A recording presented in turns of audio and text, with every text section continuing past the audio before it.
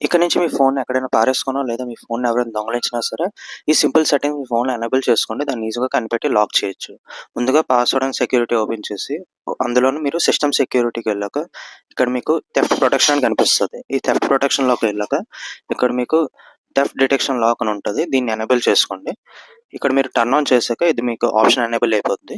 So, ఇకపై మీ ఫోన్‌ని ఎవరైనా పట్టుకొని పారిపోయినా సరే, డివైస్ అనేది లాక్ పడిపోద్ది ఆటోమేటిక్‌గా. ఇక్కడ మీరు రిమోట్ లాక్ అని ఉంటది కొంచెం కిందకొచ్చాక. దీన్ని కూడా ఎనేబుల్ చేసుకోండి. సో, ఇది సింపుల్‌గా మీ ఫోన్ అనేది సెక్యూర్‌గా ఉంచడానికి ట్రై చేస్తది.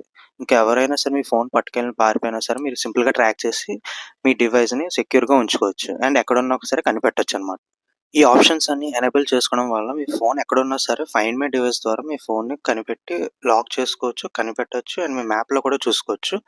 సో, ఈ షార్ట్ అనేది మీకు నచ్చినట్టయితే డెఫినిట్‌గా లైక్ చేయండి, షేర్ చేయండి, కామెంట్ చేయండి. ఏమైనా డౌట్ ఉంటే డోంట్ ఫర్గెట్ టు సబ్స్క్రైబ్.